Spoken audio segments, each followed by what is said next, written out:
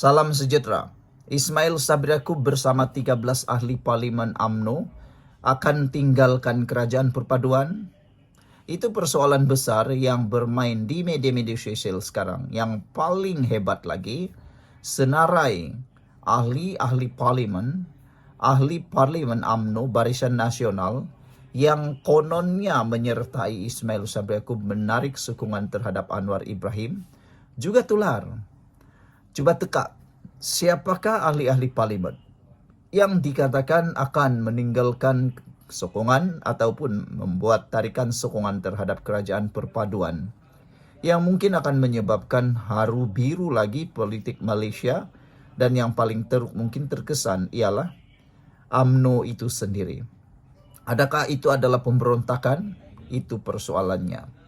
Namun demikian, saudara, senarai 14 ahli parlimen UMNO Barisan Nasional yang kononnya akan meninggalkan kerajaan perpaduan, menarik sokongan terhadap kerajaan perpaduan, kini tular di media sosial. Anda coba teka, siapakah? Coba senaraikan yang Anda tahu, siapakah yang mungkin akan bersama Ismail Sabri Yaakob?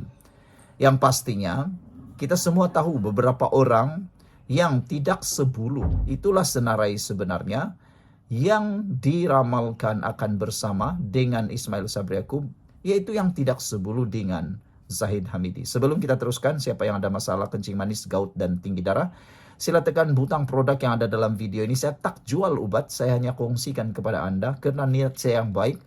Ramai orang yang sudah beli produk ini, kata mereka bagus untuk persiapan raya. Takut nanti raya, Syawal nanti Anda kena gout pula kan. Jadi mereka kata lebih baik sediakan payung sebelum hujan. Ditambahkan pula dengan testimoni yang hebat. Juga harga produk yang sangat murah sekarang ini karena promosi sempena raya. Cepat beli, jangan kehabisan stok. Saya tak jual obat, saya hanya kongsi kepada Anda apa yang orang sudah rasa. Jangan pula nanti kita berdosa tak kongsi kepada orang. Oke, jadi kita teruskan. 13 orang ahli parlimen yang kononnya bersama dengan Ismail Sabri Yaakob itu disenaraikan ialah orang-orang yang tidak sebulu, yang ada masalah, yang sedang menyepi dalam UMNO. Ramai sekarang ini ahli-ahli parlimen dalam UMNO, khususnya UMNO dan Barisan Nasional, sebenarnya yang kita tahu tidak sebulu dengan Zahid Hamidi. Ada tindakan spekulasi menyatakan dulu ada satu gerakan mahu menjatuhkan Zahid Hamidi. Namun demikian tindakan itu tidak berjaya. Ada satu lagi spekulasi menyatakan kononnya mereka mahu melantik Zahid, melantik Presiden UMNO yang baru. Ramai ahli parlimen UMNO yang mendiamkan diri sehingga sekarang tak tahu kemana dan apa status mereka. Yang paling ketara sekali ialah tentulah geng-geng yang selama ini kuat berdiri di belakang Ismail Sabri Yaakob. Saya tak nak cakap siapa senarai-senarai itu. Anda tulislah sendiri yang Anda tahu. Pastinya Anda akan menulis beberapa nama yang sinonim dengan tidak sehaluan, tidak sebulu dengan Zahid Hamidi. Akhirnya Ismail Sabri Yaakob tampil menafikan senarai itu, yang tular itu. Ismail Sabri Yaakob kata dia tetap sokong Anwar dan menafikan ada ahli parlimen tukar fikiran. Kadang-kadang kabar angin ini biasanya ada yang boleh betul-betul berlaku. Banyak kali di Malaysia ini kabar angin jadi benar. Yang benar pula hanya jadi kabar angin. Dulu yang kita dengar paling ketara sekali ialah tentang Langkah Sheraton. Mulanya kita katakan itu hanya satu spekulasi kabar angin. Ketika Azmin Ali keluar mengkhianati PKR, itu seperti satu kabar angin. Tapi akhirnya apa jadi? Dia betul-betul khianat dan tinggalkan parti yang mengangkat nama beliau. Kini Azmin Ali sendiri entah kemana. Nak pergi kemana pun susah, dia hanya menang adun. Dan belum tentu akan menang lagi pada pilihan raya akan datang. Nah, mau jadi parlimen semula sangat sukar. Jadi ada orang kata, itulah dulu sudah bagus, ada harapan nak jadi presiden PKR, pindah pula pergi Bersatu. Nah, di Bersatu dia akan menghadap lagi dengan veteran-veteran bersatu yang lebih senior daripadanya. Ada orang kata atu padan mukala azmin, kata mereka. Kali ini Ismail Sabri Yaakob mengatakan bahwa dia tetap memberi sokongan penuh kepada Anwar Ibrahim sebagai Perdana Menteri dan mengetuai Kerajaan Madani. Kenyataan itu sekaligus mengesahkan ahli parlimen terbabit menafikan kabar angin bahwa dia bersama 13 ahli parlimen BN telah menarik balik sokongan mereka kepada kerajaan. Sebenarnya cerita ini sudah lama dan pada peringkat awal saya tidak mahu layan kerana perkara tersebut tidak benar.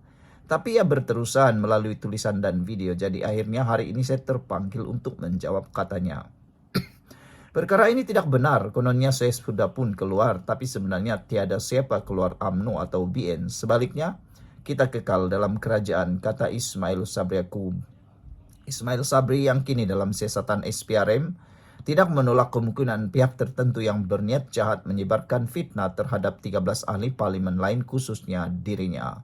Malah tambah bekas naib Presiden UMNO itu lagi, dakwaan berkenan bertujuan untuk memecah belahkan hubungan antara pemimpin parti serta menimbulkan kesangsian sesama ahli parlimen. Memegang rekod sebagai Perdana Menteri Malaysia yang paling singkat berkhidmat dalam tempoh 15 bulan, Ismail Sabri menegaskan sokongan penuh ahli parlimen BN terhadap kerajaan terbukti melalui tindakan di parlimen termasuk undi percaya kepada Perdana Menteri.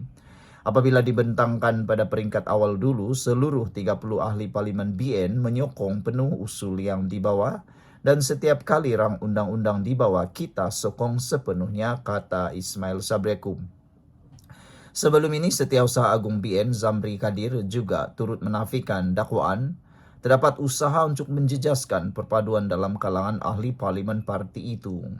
Untuk rekod, Ismail Sabri disiasat berhubung dakwaan penyelewengan dana dikaitkan perbelanjaan dan perolehan dana untuk promosi program keluarga Malaysia sepanjang dia menjadi Perdana Menteri antara Ogos tahun 2021 hingga November tahun 2022.